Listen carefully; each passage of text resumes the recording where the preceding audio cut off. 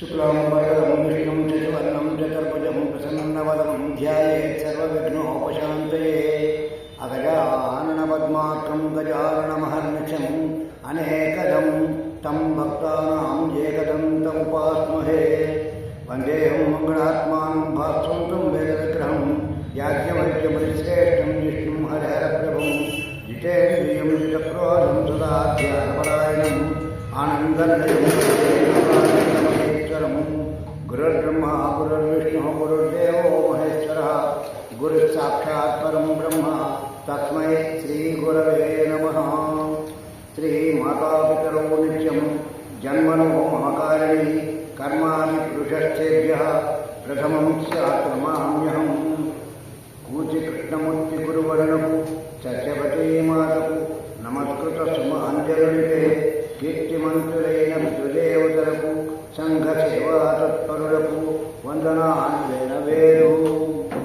ఓం సవిత్రేభిః వాచాం శశిమణి శిలాభంగరుచిభిః వసిన్యాద్యాభిః త్వాం సహజనని సంచింతయతి యః స కర్తా కావ్యానాం భవతి మహతాం భంగి సుభగైః వచోభిః వాగ్దేవి వదనకమల ఆమోదమధురైః. పరమేశ్వర స్వరూపమైనటువంటి సభకు నమస్కారం. యోంతః ప్రవిశ్య మమ వాచమిమం ప్రచుప్తాం సంజీవయతి అఖిల శక్తిధరస్వధామ్నాం అన్యాంశ్చ హస్తచరణత్వగాదీన్ ప్రాణాన్ నమో భగవతే పురుషాయ తుభ్యం. ఏ పరమేశ్వరుడైతే మనం ఉచ్ఛ్వాస నిశ్వాస రూపంలో లోపలికి ప్రవేశించి మన యొక్క సకల ఇంద్రియాలను సకల అవయవాలను సవ్యంగా పనిచేయిస్తున్నాడు, అట్టి పరాత్పరానికి శిరసా పరమిది ఈనాటి తిరుప్పావళి ప్రవచనాన్ని ప్రారంభం చేస్తున్నాడు. నీలాతుంగస్థలముద్భోజ్య కృష్ణం పారాజ్యం స్వం శృతిశతశిరసిద్ధమధ్యాపయంతి స్వచ్ఛిష్టాయాం ప్రజనిజలితం యా బలాత్కృత్య భుంక్తే గోదాతస్యై నమయిదమిదం భూయ ఏవాస్తు భూయః. ఈనాడు ధనుర్మాస వ్రతంలో 17వ రోజు కనుక ఈ 17వ రోజు పాసనంలో ఆండాళ్ళ తల్లి మనకి ఏ జ్ఞానాన్ని అయితే ఇస్తుందో ఆ జ్ఞానాన్ని పొంది దాన్ని అనుసంధానం చేసుకుంటూ మన యొక్క జీవితాన్ని బాగు చేసుకోవడానికి ప్రయత్నం చేస్తాం. అంబరమే కన్నీరే చోరే అరం చెయ్యం எம்பெருமான் நந்தகோபாலா எழுந்திராய் கொம்பனாக்கெல்லாம் கொத்தன்றே குறவிளக்கே எம்பெருமாட்டி சோதாய் அறிவுடாய் அம்பரமாடத்து ஓங்கி யுலகளந்த உம்பர கோணமானே ஒருங்காயும் எழுந்தராய் செம் பொற்கள பிச்சல்வா பரதேவா உம்பியும் நீயும் ఉరంగేలోరంబావాయ్. ఇక్కడ ఆండాళ్ళ తల్లి అందరినీ కూడా మేలుకొలుపుతూ 16వ పాసరం దగ్గర నుంచి అంటే నిన్నటి వరకు 10 మంది గోపికల్ని మేలుకొలిపి తన యొక్క గోష్ఠిలో చేర్చుకుని ఆ పరమేశ్వరుని ఎలా చేరుకోవాలో తెలుసుకుని దాని ప్రకారం అందరి ద్వారా ఈ యొక్క వ్రతాన్ని అందరి చేత చేయిస్తూ తాను కూడా చేయాలని చెప్పేసి అనుకుంది. ఎప్పుడైతే ఈ వ్రతాన్ని ఇలా అనుకుందో ఆమె దీన్ని దృష్టిలో పెట్టుకుని ఈ వ్రతం చేసేటటువంటి విధానం అంతా చూసుకుని మొట్టమొదట అంటే నిన్నటి నుంచి మొదలుపెట్టి 10 పాసురాల్లో ఆ పరమేశ్వరుని ఎలా పొందాలి, పొందినటువంటి పరమేశ్వరుని ఎలా కీర్తించాలి, ఆ పరమేశ్వరుని ఏ విధంగా మనం ధ్యానం చేయాలి అనేటటువంటి విషయాలన్నీ కూడా మనకి ఈ 10 పాసురాల్లో తెలియచెప్పాలి అని చెప్పేసి అనుకుంది ఆమె.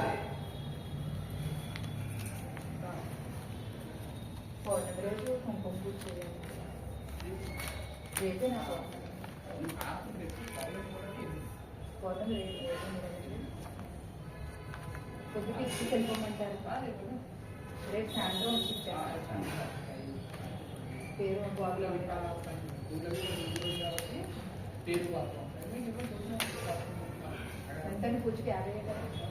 ఈరోజు అందరూ పాశ్చాత్య పద్ధతుల్లో మనమందరం నడుస్తూ ఉండడం వల్ల అందరూ కూడా నూతన సంవత్సరం అని చెప్పుకోవడం ఆనవాయితీ అయిపోయింది. నిజానికి నూతన సంవత్సరం ఏంటంటే మన తెలుగు క్యాలెండర్ ప్రకారం ఉగాది మాత్రమే. అసలు మనిషికి నూతన దినం అనేటటువంటిది ఏమిటి అనేది తెలుసుకుందాం. అది పాశ్చాత్యమా మన యొక్క సనాతనమా అనే తర్వాత శారీరకంగా మనకి ఎప్పటి నుండో జన్మలు వస్తున్నాయి. ఈ జన్మలు అనేకమైనటువంటి జన్మలు ఉన్నాయి. ఏ జన్మలోనో మనకి ఉత్తమమైనటువంటి ఒక గురువు లభిస్తారు. అదే నిజమైనటువంటి జన్మ అవుతుంది. ఎందుకు అంటే ఆచార్యవాన్ పురుషో వేద అన్నారు. ఎవరికైతే ఆచార్యుడు లభిస్తాడో వారికి అజ్ఞానం నుంచి జ్ఞానం వైపుకి నడిచేటటువంటి అవకాశం ఉంటుంది. ఏ జన్మలో ఉండగా ఉత్తమమైనటువంటి గురువు యొక్క ఉపదేశం ఆచరణలు మనకి దొరుకుతాయో అది నిజమైనటువంటి జన్మగా మనం భావించవచ్చు.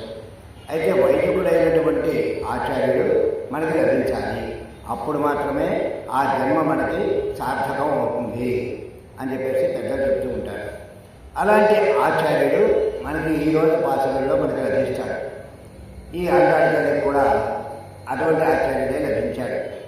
అయితే ఆ ఆచార్యుడి గురించి తెలుసుకోవడానికి ముందుగా మనం కొద్దిగా అసలు ఆచార్యుడి యొక్క లక్షణాలు వగైరాలన్నీ కూడా తెలుసుకుంటే ఆచార్యుడు ఎలా ఉంటారు, మనం ఎలా ఆయన్ని తెలుసుకోవచ్చు అనేటటువంటి విషయాలన్నీ తెలుస్తాయి. అయితే ఆచార్యుడు మనకు చేసినటువంటి ఉపకారం ఏమిటి అంటే మనం మానసికంగా ఎదగాలి అంటే పరమేశ్వరుడికి దగ్గర అవ్వాలి అంటే ఒక మంత్రాన్ని మనం ఉపదేశం పుచ్చుకుని ఆ మంత్రాన్ని మననం చేయాలి. ఎవరైతే మంత్రాన్ని మననం చేస్తారో ఆ మంత్ర అధిష్టాన దేవత అయినటువంటి ఆ పరమేశ్వరుడు వారి దగ్గరికి వస్తారు. అందుచేత ప్రతి ఒక్కళ్ళు కూడా ఆ మంత్రంలో ఉండేటటువంటి అర్థాన్ని తనకు ఉండేటటువంటి అంటే ఆ మంత్రం యొక్క శబ్దాల్లో ఉండేటటువంటి ప్రతి శబ్దానికి కూడా అర్థం తెలుసుకుంటూ ఆ అర్థాన్ని మనం బాగా అర్థం చేసుకుని అంటే దాని యొక్క అర్థం ఉంటుంది. ఆ అర్థాన్ని మనం అర్థం చేసుకోవాలి. ఆ తర్వాత దాన్ని ఎవరైతే మననం చేస్తారో అలాంటి వాళ్ళ యొక్క కోరికల్ని తీర్చడానికి ఉపయోగపడుతుంది ఆ మంత్రం. అయితే అలాంటి దాన్ని మాత్రమే మంత్రం అంటారు. అంటే ఒక మంచి పని కోసం. ఇది చెడ్డ పని కూడా ఈ రోజుల్లో ఉపయోగిస్తున్నారు. పూర్వం అయితే మంచి పనికి మాత్రమే మంత్రాలను ఉపయోగించేవారు. అందుచేత ఇది ఆచార్యుని యొక్క అధీనమై ఉంటుంది మంత్రం ఎప్పుడు కూడా. వేదవ్యాసుడు, వశిష్ఠుడు మొదలైన మహర్షులందరూ కలిసి అక్షరాలు కొన్నింటిని కలిపి శబ్దాలుగా చేసి కొన్ని శబ్దాలని కలిపి ఒక మంత్రంగా చేసి దీని మంత్రము ఈ మంత్రం కనుక అనుసంధానం చేస్తే ఈ మంత్రం కనుక మననం చేస్తే ఫలానా దేవత మనకి అనుకూలిస్తాడు అని చెప్పేసి పూర్వకాలం నుంచి మనకి వస్తున్నటువంటి శాసన వేదముల ద్వారా మనకి తెలుస్తున్నటువంటి విషయం. యథా సర్వేషు దేశేషు నాస్తి నారాయణ పరహ అన్నారు. అయితే ఈ మంత్రాలన్నింటిలో కల్లా ఏ మంత్రం గొప్పదండి అంటే అష్టాక్షరీ మంత్రం చాలా మంచిది అన్నారు. ఏమిటి అష్టాక్షరీ మంత్రం అంటే ఓం నమో భగవతే వాసుదేవాయ అనేటటువంటి మంత్రం. అయితే ఎవరిని నేను ఓం నమ శివాయ అని చేస్తున్నాను, పొరపాటు చేసేస్తున్నాను, అష్టాక్షరీ మంత్రం చేయలేదు కదా అని అనుమానం కూడా వచ్చేటటువంటి పరిస్థితి ఉంటుంది. అయితే ఏ పురాణం అయితే మనం చదువుతున్నామో ఆ పురాణంలో ఆ పరమేశ్వరుణ్ణి బాగా హైలైట్ చేసి మనకు చూపిస్తాడు. అంటే ఆ పరమేశ్వరుని యొక్క తత్వం మనకి బోధపడాలనే ఉద్దేశమే తప్ప మిగిలిన వాళ్ళని కించపరచాలనేటటువంటి ఉద్దేశం మాత్రం ఉండదు. దేనికనే గొప్పది మంత్రం. ఆ మంత్రాన్ని మనం మననం చేయడంలో దాని మీద మనం విశ్వాసం పెంచుకోవడంలోనూ ఉంది తప్ప మంత్రం అధిష్టాన దేవత మనకు చెడు చేస్తాడా మంచి చేస్తాడా అనేటటువంటి విషయం ఏం లేదు. మనం భక్తిగా ఉండి శ్రీరామ అంటే చాలు, అది కూడా ఒక మంత్రమే. అవును, మరి అష్టాక్షరి మంత్రం ఉన్నారు కదా అని చెప్పేసి అష్టాక్షరి మంత్రమే నేర్చుకుని అదే చేయవలసినటువంటి పని లేదు. మనకి ఏది వస్తే అది దాని మీద విశ్వాసం అంటూ ఉండాలి. ఆ విశ్వాసం కనుక లేకపోతే ఎటువంటిది చేసినా ఉపయోగం లేదు.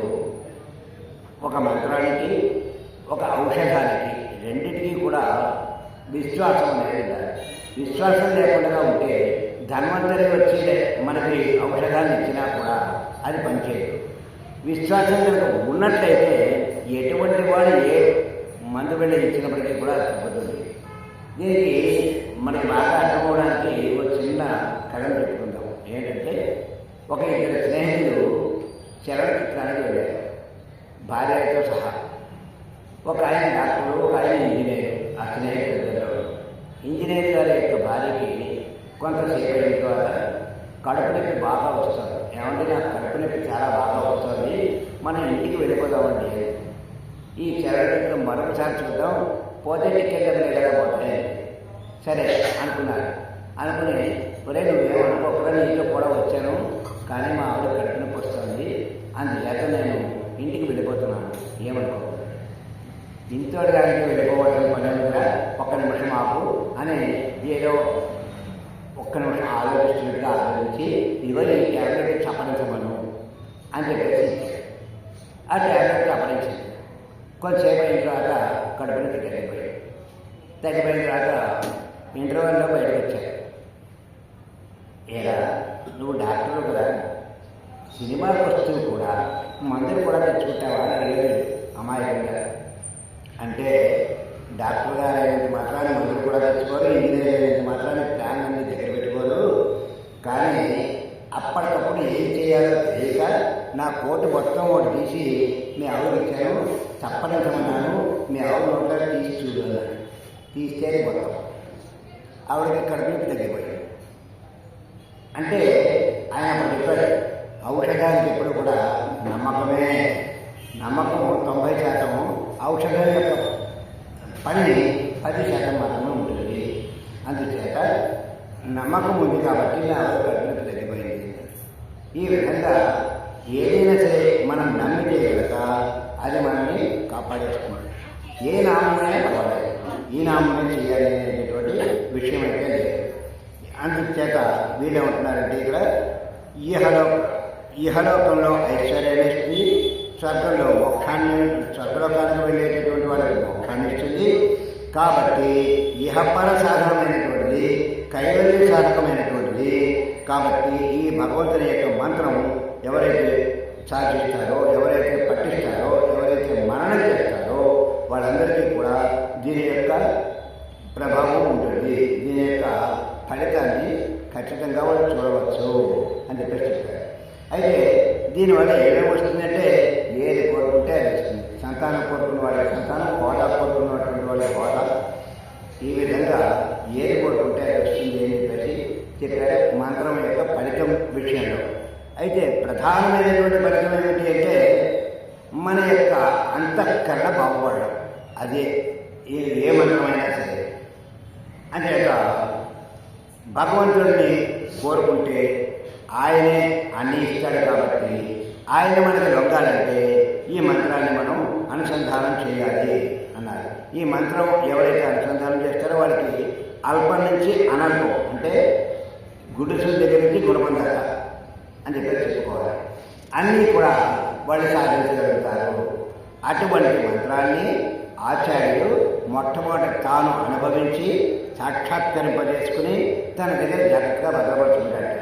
ఎందుకంటే విలువైనటువంటి వస్తువులు మనం ఇనపై బీరువాలో ఎలాగైతే లోపల పెట్టి తాళం పెట్టుకుంటామో అలాగే ఆచార్యుడు ఈ మంత్రం చాలా గొప్పది కాబట్టి మంత్రాన్ని ఆయన అనుసంధానం చేసి ఆయన సాక్షాత్కరింపజేసుకుని చాలా భద్రంగా రాసుకుంటాడు. ఎప్పుడైతే యోగ్యుడైనటువంటి శిష్యుడు ఆయన దగ్గరికి వస్తాడో అప్పుడు మాత్రమే దాన్ని బయటకు తీసి ఆ శిష్యుడికి అందిస్తాడు.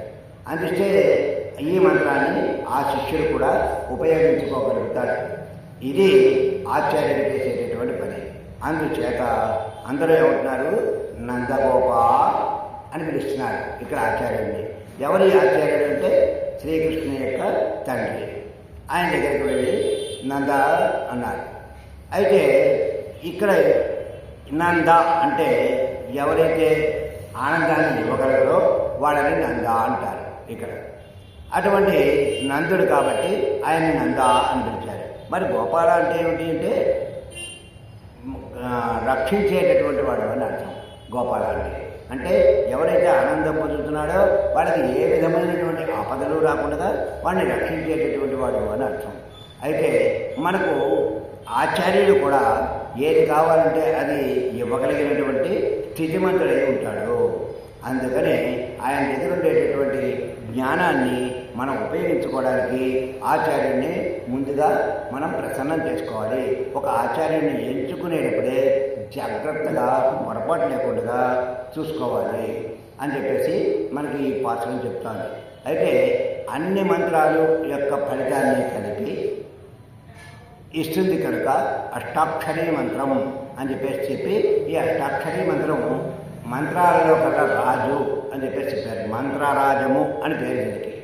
మంత్రంలో 2 రకాలుగా మనని రక్షిస్తూ ఉంటుంది. ఏమిటది అంటే ఒకటి శబ్దముల యొక్క కూర్పు చేత సరిగ్గా పలికినటువంటి వాడికి ఆ మంత్రం సిద్ధిస్తుంది. శబ్దముల యొక్క కూర్పు ద్వారా మంత్రం తయారవుతుంది కాబట్టి. 2 ఏంటంటే దానిలో పరమాత్మ యొక్క తత్వం ఇమిడి ఉండడం చేత, ఆ విశేషం ఉండడం చేత ఆ మంత్రం అర్థం తెలిసినా తెలియకపోయినా ఎలా చదివినప్పటికీ కూడా దాని యొక్క ఫలితాన్ని చదివినటువంటి వాళ్ళకి అబ్బజేస్తుంది మంత్రము. కాబట్టి మనం ఎలా ఉన్నప్పటికీ కూడా మంత్రం అని చెప్పిన తర్వాత దాన్ని జాగ్రత్తగా మననం చేయడం అనేటటువంటిది చేయాలి. దీనికి ఉదాహరణ ఏంటంటే ఒక కోయిల ఒక స్వరంతో ఎక్కువ అని పొద్దున్నే లేచిన తర్వాత ఆ శబ్దం ఎవరైతే వింటారో వాళ్ళు మళ్ళీ కోయిలలాగా అరవడం మొదలుపెడతారు. అయితే దీనికి అర్థమేమిటి అని చెప్పేసి ఎవరు ఆలోచించరు. ఇది మనసుకు నచ్చింది కాబట్టి ఆ శబ్దాన్ని అనుకరిస్తూ ఉంటారు.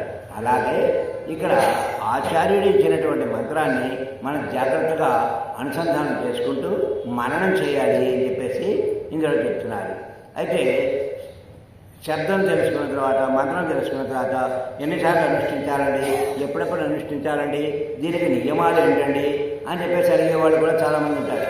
కానీ మంత్రానికి ఆచార్యుడు ఏది చెబితే అది ఏమంటే ఫలానా ఆయన ఇలా చేయమన్నారండి అని అనకూడదు మళ్ళీ ఆయన దగ్గర. కారణం ఏంటంటే ఆచార్యుడిని మనం కావాలని ఎంచుకున్నాం కాబట్టి ఆయన చెప్పినట్టుగానే మనం పాటించాలి.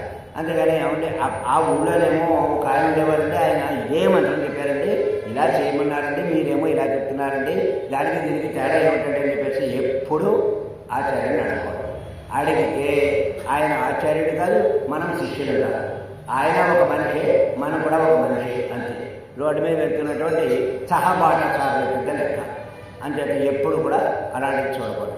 మనకి మంత్రం తెలిసిందంటే చాలు, ఆ పరమేశ్వరుడు మనకి దొరుకుతాడు అని ఒక నమ్మకం అనేది మాత్రం ఉండాలి.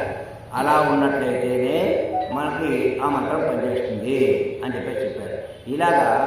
ఇలాంటి పరమేశ్వరుడు మనకి అంతటి ఉపకారం చేయగలిగినటువంటి పరమేశ్వరుడికి ఎవరు ఆయనకి పక్కన ఉండేది అంటే బలరాముడు పక్కన ఉన్నాడు. ఆ బలరాముడి యొక్క మాట వింటూ ఉంటాడు ఈయన కృష్ణావతారంలో. బలరాముడు ఎవరు అంటే ఆయనకి శేషపాలు కాబట్టి, ఆయన ఆదిశేషుని యొక్క అంశ కాబట్టి ఆయన రామావతారంలోనేమో రాముని యొక్క మాట లక్ష్మణుడు విన్నాడు, కృష్ణావతారంలో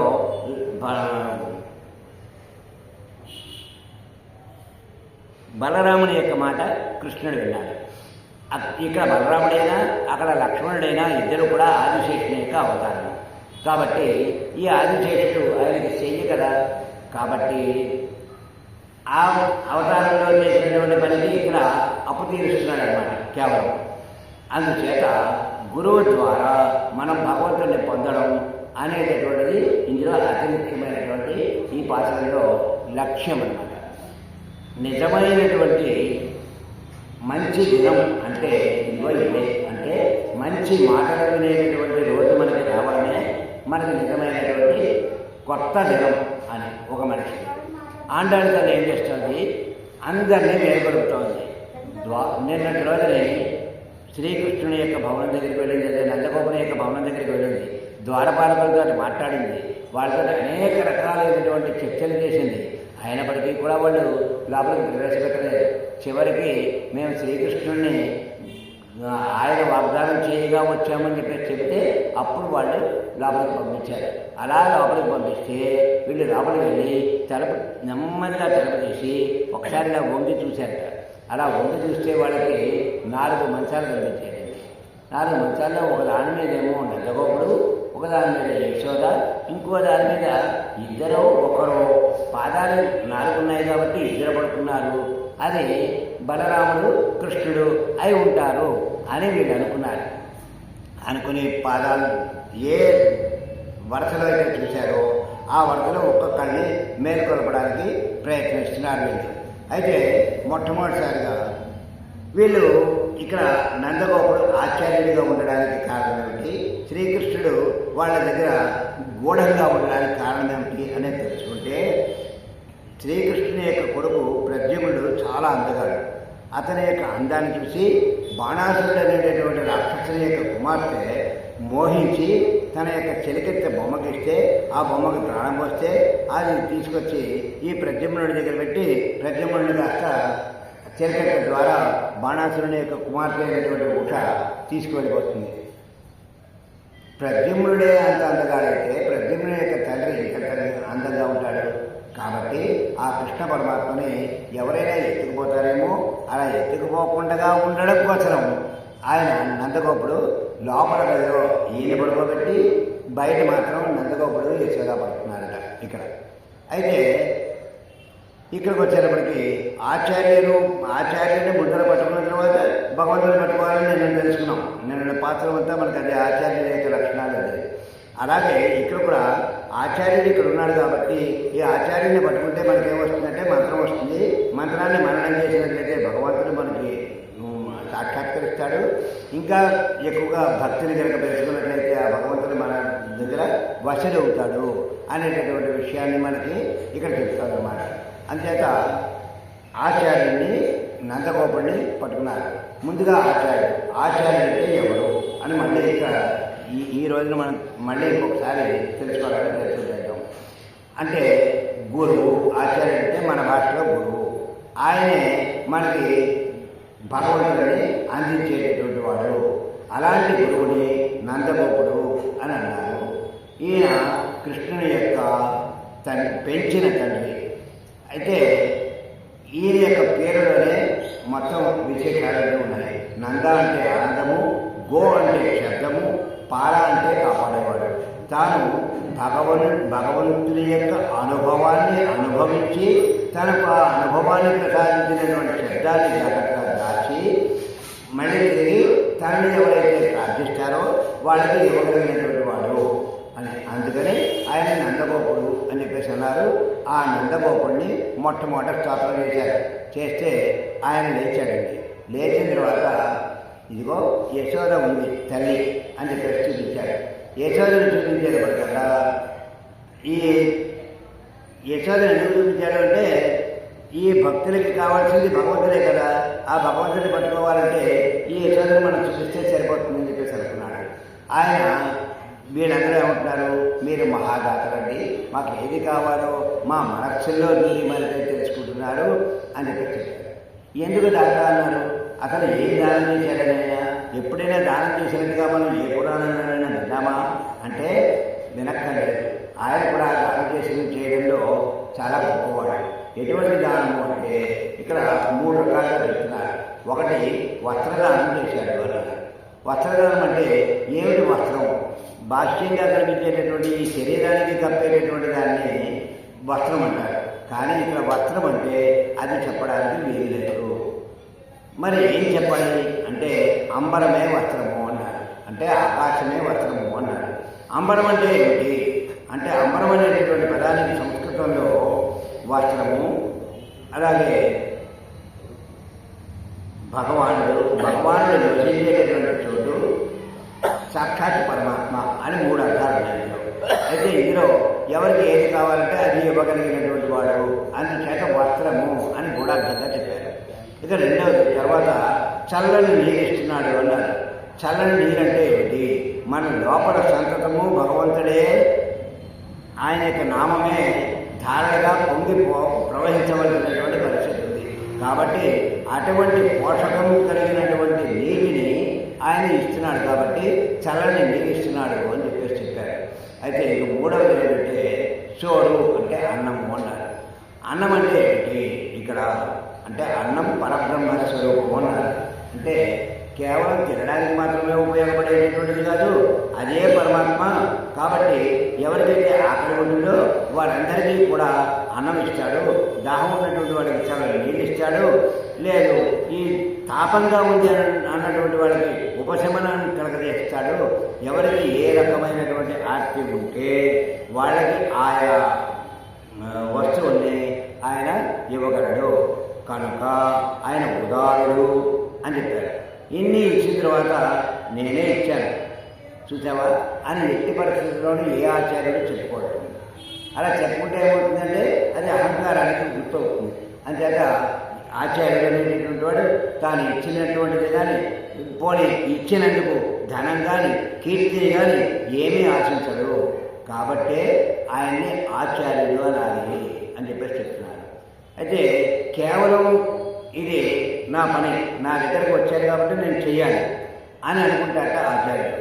తనకి భగవానుడికి తనకి ఏదైతే భగవంతుడు ఇచ్చాడో దాని ద్వారా తాను సాక్షాత్కారం పొంది ఇతరులందరికీ కూడా భగవంతుడిని ఎలా చేరుకోవాలో చెప్పేటటువంటి వాడే ఆచార్యుడు అవుతాడు. అయితే ఇలా కనుక చెప్పకపోతే, తనకు తెలిసినటువంటి విషయాన్ని ఇంకొకళ్ళకి కనుక చెప్పకపోతే తన యొక్క జన్మయే వ్యర్థము అని భావించేటటువంటి వాడే మంచి గురువుగా లెక్క వస్తాడు. అటువంటి గురువు మనకు కావాలి. కాబట్టి అలా ధ్యానం చేయడం వల్ల తన యొక్క ధర్మం అని చేసినటువంటి వాడు కాబట్టి నందగోపాలని ఆచార్యుడిగా ఇక్కడ నిర్ణయించడం జరిగింది. కాబట్టి నందగోపాల లేవయ్య అని ముందుగా ఆచార్య సమాశ్రయణం చేశారు. ఆ తర్వాత ఆయన ఏమన్నాడు, మంత్రాన్ని ప్రసాదించాడు. ఆ మంత్రమే యశోద. ఇదిగో ఇక్కడే ఉంది ఆ యశోద, ఆమెను లేపుకోండి, ఆమె దగ్గరికి వెళ్ళినట్లయితే మీ యొక్క పనులన్నీ సక్రమంగా సాగుతాయి అని చెప్పేసి చెప్పాడు. అయితే వీళ్ళేమంటున్నారు, ఈయన్ని ఎప్పుడైతే ఈ యశోదని చూపించారో ఆ యశోద దగ్గరికి వెళ్ళి వీళ్ళందరూ యశోదను లేపుతున్నారు.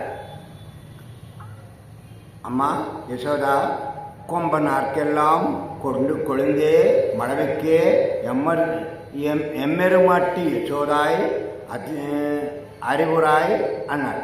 అంటే నీటి ప్రబ్బడి చెట్టు అని చెట్టు ఉంటుంది, చాలా చిన్న చెట్టు అది. ఎప్పుడైతే ప్రవాహం వస్తుందో అప్పుడు ఆ చెట్టు ప్రవాహానికి అనుగుణంగా ఉండిపోయి ప్రవాహం వెళ్ళిన తర్వాత మళ్ళీ తిరిగి నిలబడుతుంది. అటువంటి చెట్టు, ఆ చెట్టు వంటి లక్షణం కలిగినటువంటి దానా అని చెప్పేసి ఇక్కడ యశోదని ఆ చెట్టుతో పొడుస్తున్నారు.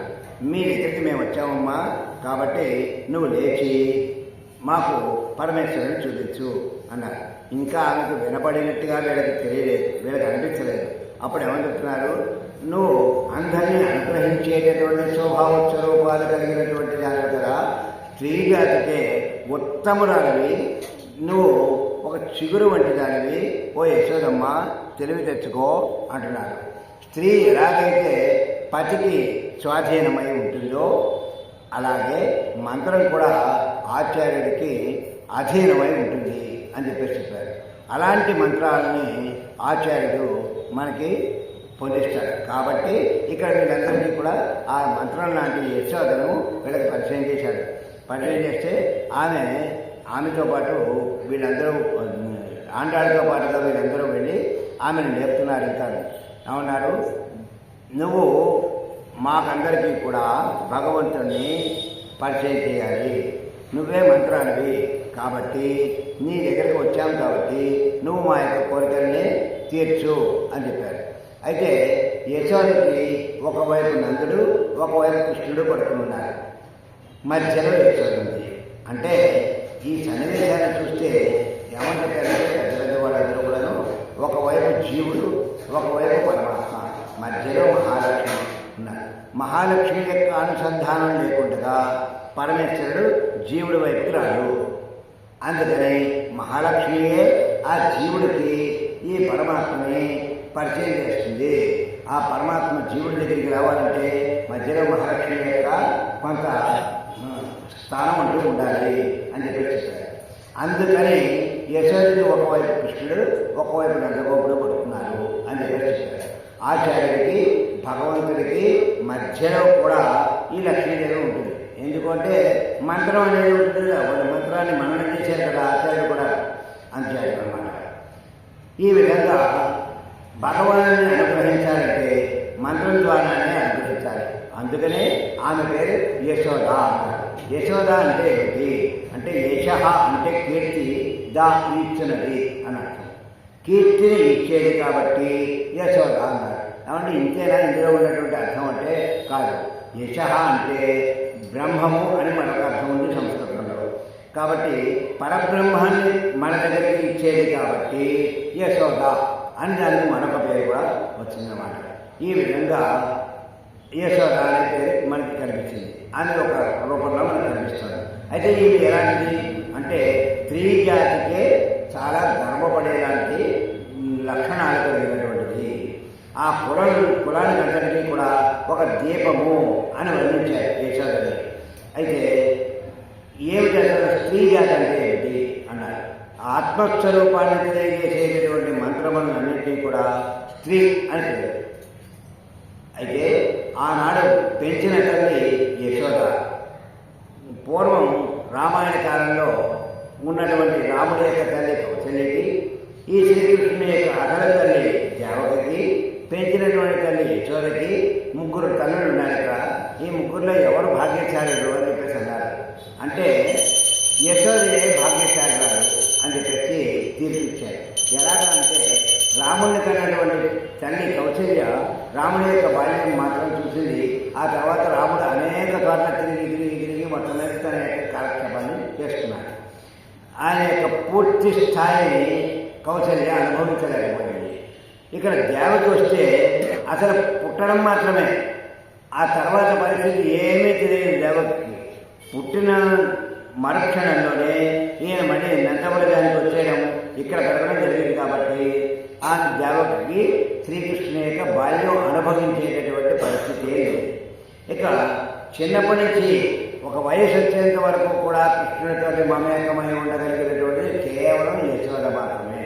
అందుకని యశోద మాత్రమే ఇక్కడ భాగ్యవంతురాలు అని చెప్పేసి తీర్పు చెప్పారు. అయితే అటువంటి యశోద ఇప్పుడు మనకి మంత్రంగా మనకి లభించింది.